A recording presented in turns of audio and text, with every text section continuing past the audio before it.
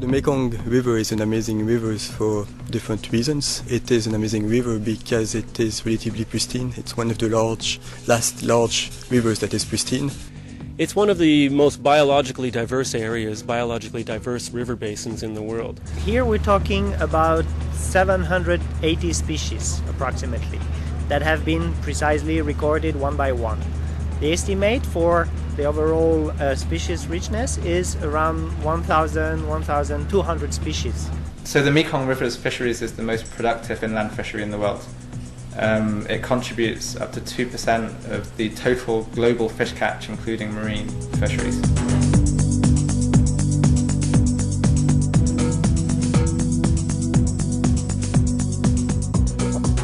I lived in the Con Falls area for 7 years, between 1993 and 1999. And in that time, I really learned how important fisheries were in terms of the culture of the people. The fisheries are vitally important to the livelihoods of the millions of people in the Mekong Basin. Fisheries are a crucial element of food security and household economy. So it's really a place of huge productivity. And of course, this means protein available to people. All kind of people, including poor people who can freely go to the river and fish and have access to food. Recently, they found that nutrition levels for small children, or for children 5 and under, have actually gone down in Laos and Cambodia within the last 5 years. There's been declines. And some nutritionists that are working for the World Health Organization have found that the main thing that people are missing is not rice, it's not vegetables, it's animal protein and edible oils. And those are exactly the things that are contained within fish.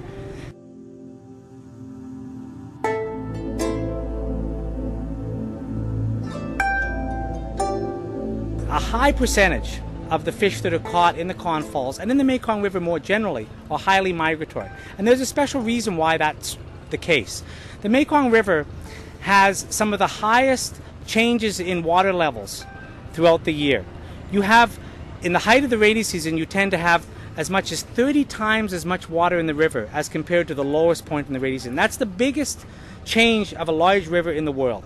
Here in the Tonle Sap, given the intensity of migrations on this river, about 10 days before the full moon in January, you will find 3 million fish passing every single hour, day and night.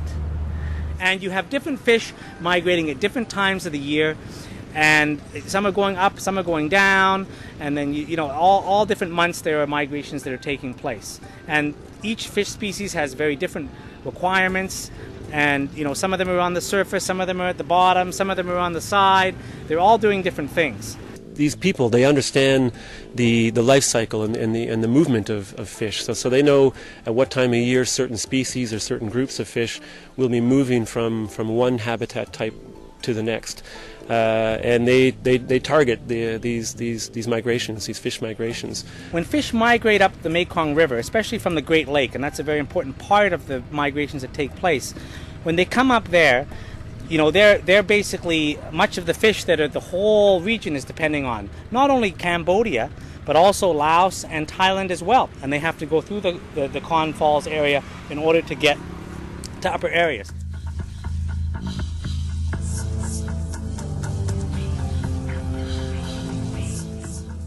One of the unique characteristics of this river basin is that it also is home to some very unique and large species. The giant catfish is one of them. It's a flagship, it's an icon. It is quite an exceptional fish. It can reach 3 meters and 300 kilos. They are critically endangered. They are too big, they are easy to catch, and they are not dangerous at all. They are herbivores, planktivores, they eat plankton, but they are just giants and on the brink of extinction. There are some other giants, like the giant stingray that reaches more than 200 kilos, the giant barb, also another 200 kilos, 1 meter 50. So a few giants, but also on the other side of the range, one of the smallest fishes in the world that reaches 2 centimeters maximum.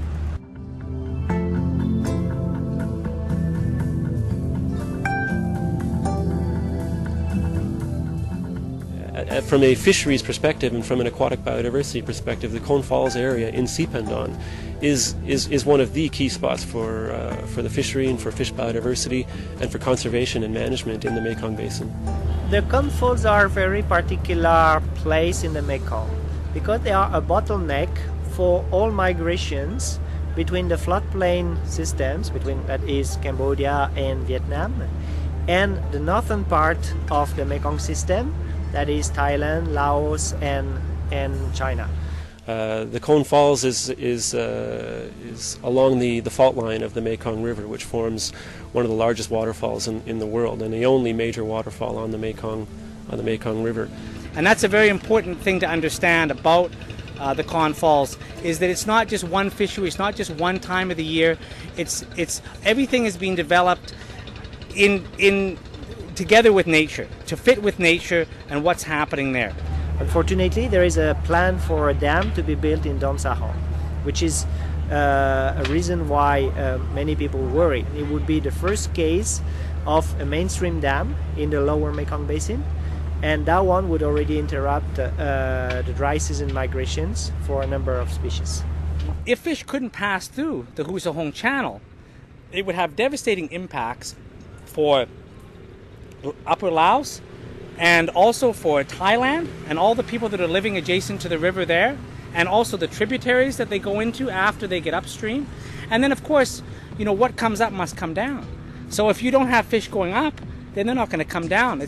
And that would mean a devastating impact on downstream areas in Cambodia, including the Great Lake itself.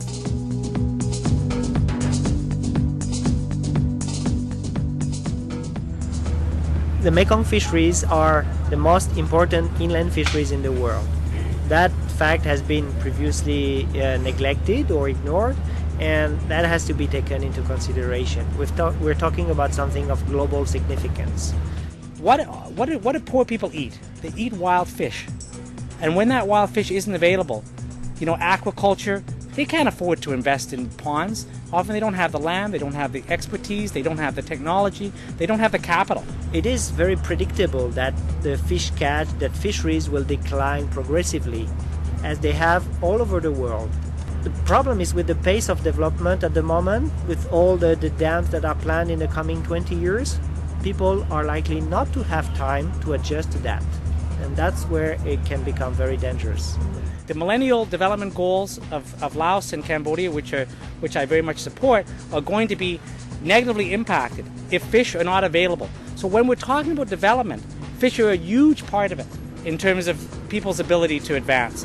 And I think that that's sometimes forgotten. In development prospects, we need to balance and assess the trade-offs between what is to be gained and what is to be lost. And clearly, urban development, for instance, cannot be done at the expenses of food security.